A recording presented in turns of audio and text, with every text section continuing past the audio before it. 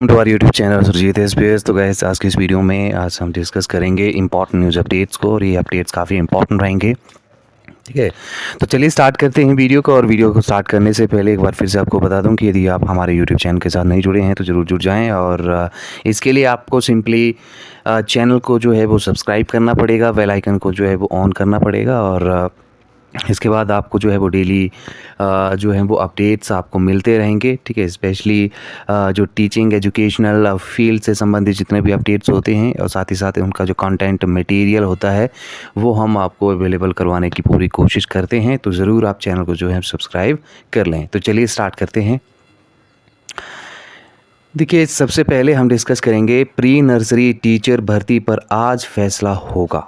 ठीक है, बहुत टाइम से जो है वो एक तरह से इसको जो है वो वेट किया जा रहा है, इस दिन का वेट किया जा रहा है। पिछले बार जो था वो एनटीटी का जो ड्राफ्ट था उस पे जो थी वो चर्चा हुई थी कैबिनेट में, पर कोई एक महत्वपूर्ण फैसला नहीं हो पाया था। तो आज जो है वो 22 ऑफ सितंबर है, और आज कैबिनेट मीटिंग भी होगी। और इसमें जो है वो शिक्षा विभाग ने कैबिनेट में जो एनटीटी भर्ती का जो एक तरह से ड्राफ्ट है उसको जो है वो भेजा है। ठीक है, तो ऐसे में अब ये देखना पड़ेगा कि जो कैबिनेट है वो क्या फ़ैसला लेता है। ठीक है, कैबिनेट की मीटिंग में क्या डिसीज़न निकल के सामने आता है। ठीक है, और किस तरह से क्या-क्या डिसीज़न जो हैं वो इसमें हो सकते हैं। 1 ईयर का डिप्लोमा वैलिड होगा या नहीं होगा, कितना एज क्राइटेरिया रहेगा, हर एक का चीज़ों को जो है वो अच्छे से जो है वो एग्ज़ामिन वहाँ पे किया जाएगा। ठीक है, और उसके बाद जो है वो फ़ैसला वो आ सकता है। ठीक है, तो इसको पढ़ लेते हैं। मुख्यमंत्री की अध्यक्षता में कैबिनेट की बैठक जो है वो गुरुवार सुबह सचिवालय में होने जा रही है। इस बैठक में प्री नर्सरी टीचर भर्ती को लेकर कैबिनेट जो है वो फैसला लेगी। इस बारे में ड्राफ्ट पहले ही शिक्षा सचिव ने भेज दिया है। हालांकि इस बात में वित्त विभाग की सहमति नहीं लगी है। राज्य में 4700 से ज़्यादा स्कूलों में प्री नर्सरी टीचर जो है वो भर्ती होने हैं। इसके लिए एनटीटी डिप्लोमा धारक हजारों महिलाएं इंतज़ार कर रही हैं। राज्य सरकार चाहती है कि आउटसोर्स या फिर अस्थायी माध्यम से ये नियुक्तियां जो है वो जल्द से जल्द किया जाएं। जबकि शिक्षा विभाग की तरफ से भेजा गया ड्राफ्ट भर्ती नियमों के अनुसार नियुक्तियां करने का है। इसलिए कैबिनेट ही इस मामले में जो अंतिम फैसला लेगा कि इस बैठक में मुख्यमंत्री की जो अनाउंसमेंट से आधारित बहुत से मामले मंत्रिमंडल के सामने जो हैं वो रखे जाएंगे। ठीक है, और 75 सालों में के जो कार्यक्रम में जहाँ पे भी मुख्यमंत्री जा रहे हैं वहाँ कई नई घोषणाएं जो है वो हो रही हैं। इन घोषणाओं की अधिसूचना जारी करने की अधिसूचना और इसके साथ साथ अप्रूवल ज़रूरी है, और ये सारे एजेंडे जो हैं वो घोषणाओं से ज़्यादा महत्वपूर्ण हैं।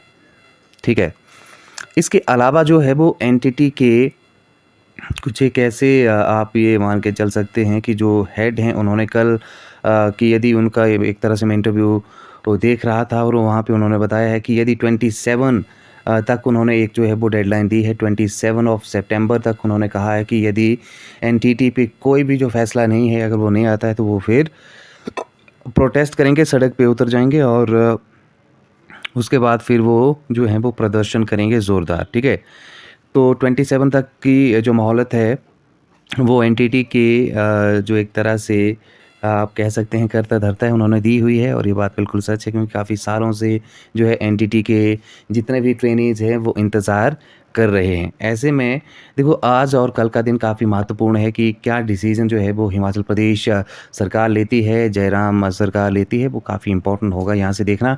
और प्री नर्सरी टीचर भर्ती ही नहीं, ठीक है, इसके अलावा आपको देखना पड़ेगा जेबीटी भर्ती।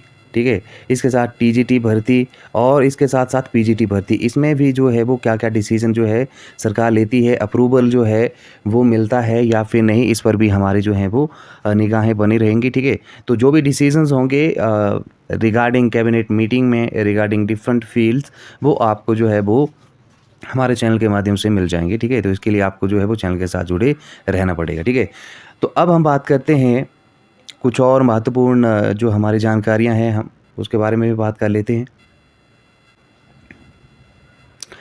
नेक्स्ट है जेबीटी भर्ती का जो है रास्ता साफ हो चुका है। कल नोटिफिकेशन भी इसका जो है वो आ गया हुआ है। तो ऐसे में अब देखो क्या है, प्रारंभिक शिक्षा विभाग निदेशक ने इसी माह बैच वाइज नियुक्तियां करने के जो है वो निर्देश दे दिए। बहुत ही बड़ी एक तरह से ये गुड न्यूज़ बन जाती है, ठीक है।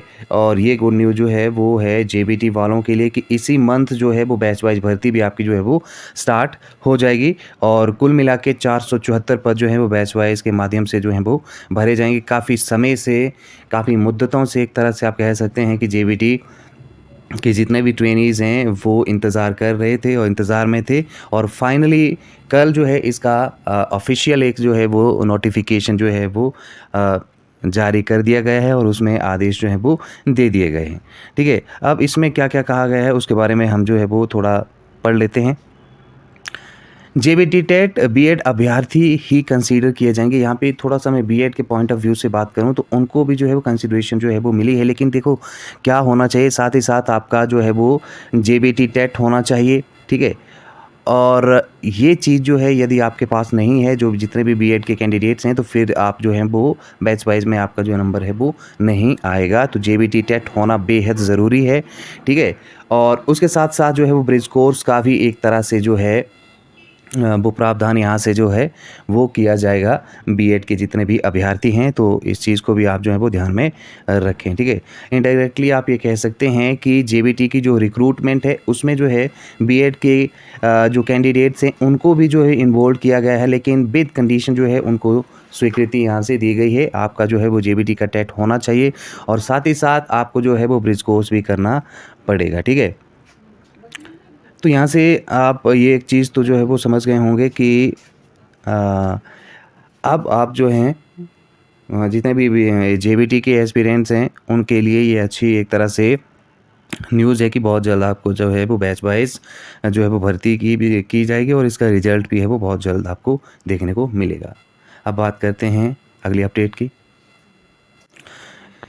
नेक्स्ट है याचिका खारिज, बिना बीएड ही होगी शास्त्री अध्यापकों की भर्ती। देखिए शास्त्री के जितने भी कैंडिडेट्स हैं उनके लिए भी बहुत बड़ी ये न्यूज़ है, क्योंकि पहले एक तरह से बताया जा रहा था कि शास्त्री के लिए जो है वो बीएड कंपलसरी है एक तरह से, लेकिन अभी जो रिसेंट एक तरह से नोटिफिकेशन आया है उसके अकॉर्डिंग अब ये बताया गया है, या जो भी हाई कोर्ट का जो एक फैसला आया है उसमें ये बताया गया है कि आपको जो है वो बीएड कंपलसरी नहीं है। हिमाचल प्रदेश हाई कोर्ट ने बीएड धारकों की याचिका जो है वो खारिज कर दी है और हाई कोर्ट ने कहा कि प्रदेश में शास्त्री शिक्षकों की भर्ती बिना बीएड शैक्षणिक योग्यता के ही होगी और हाई कोर्ट ने बीएड को अनिवार्य करने की जो मांग है उसको खारिज कर दिया है। ऐसे में न्यायाधीश तरलोक सिंह चौहान व न्यायाधीश वीरेंद्र सिंह की खंडपीठ ने ये निर्णय सुनाया है और बीएड धारक सतीश कुमार और अन्य की ओर से दलील दी गई थी कि राज्य सरकार ने शास्त्री शिक्षक के भर्ती पदोन्नति नियमों में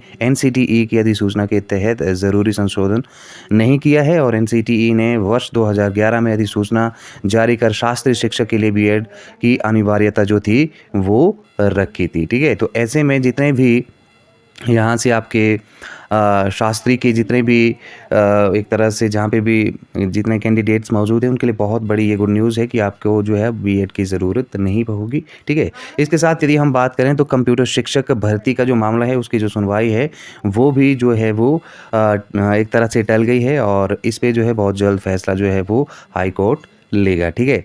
तो ये तो हमने बात कर ली यहाँ से शास्त्री और कंप्यूटर शिक्षक भर्ती के बारे में। अब नेक्स्ट हम बात करते हैं। नेक्स्ट है एसएमसी शिक्षकों को 12 कैजुअल लीव और 180 दिन का जो है वो मातृत्व अवकाश जो है यहाँ से मिलेगा, ठीक है। तो एसएमसी के जितने भी टीचर्स हैं जो कि 25 तक हैं उनके लिए एक तरह से गुड न्यूज़ है, ठीक है। स्पेशली जो फीमेल टीचर हैं उनको जो है वो मैटरनिटी लीव जो है 6 मंथ्स की यहाँ से रहेगी और काफ़ी अच्छा जो है वो एसएमसी के लिए ये फैसला है, ठीक है। इसके साथ साथ क्लॉज 9 और 10 जो हैं उनको भी जो है यहाँ से रिमूव या फिर डिलीट कर दिया गया है और ये चीज़ भी काफ़ी इंपॉर्टेंट है। अब आप जो हैं वो सिक्योर्ड हैं और आपकी जगह कोई भी जो है वो टीचर नहीं आएगा, ऐसे में आपको सिक्योरिटी जो है वो मिल गई है। लेकिन परमानेंट पॉलिसी की जो एक तरह से डिमांड रखी गई है उसको लेके जो है अभी तक सरकार जो है फैसला नहीं ले पाई है, हाँ जी। और क्लोज़ 10 जो है वो अब यहाँ से हटा दिया गया है। ऐसे में क्लोज़ 10 जो है वो सेवा विस्तार की जो झंझट है उसको यहाँ से ख़त्म करता है। इसके अलावा क्लोज़ 9 के तहत जहाँ पर एसएमसी शिक्षक तैनात है, वहाँ शिक्षक के रिक्त पद प्राथमिकता के तौर पर नियमित व अनुबंध शिक्षकों से भरे जाएँगे।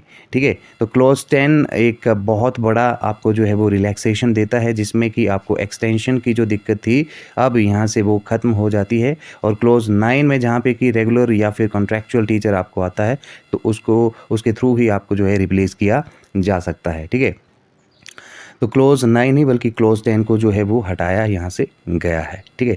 तो गाइज़ ये थे आज के कुछ एक इम्पॉर्टेंट अपडेट्स जिसको कि आज हमने डिस्कस किया। उम्मीद करता हूँ कि आपको हमारा ये वीडियो काफ़ी अच्छा लगा होगा और आप लाइक शेयर ज़रूर करेंगे और वीडियो एंड तक ज़रूर देखेंगे। ठीक है? इसके साथ-साथ कैबिनेट मीटिंग में आज कितने महत्वपूर्ण फैसले जो हैं वो लिए जाते हैं उसके बारे में भी हम आपको बताएँगे शाम तक। ठीक है? तो वीडियो को ज़रूर आपने जो है वो शेयर करना है। चैनल पर नए हैं तो ज़रूर चैनल को सब्सक्राइब करके रखिए और बेल आइकन को भी ऑन करके रखिए। Thank you very much. आज की वीडियो में इतना ही।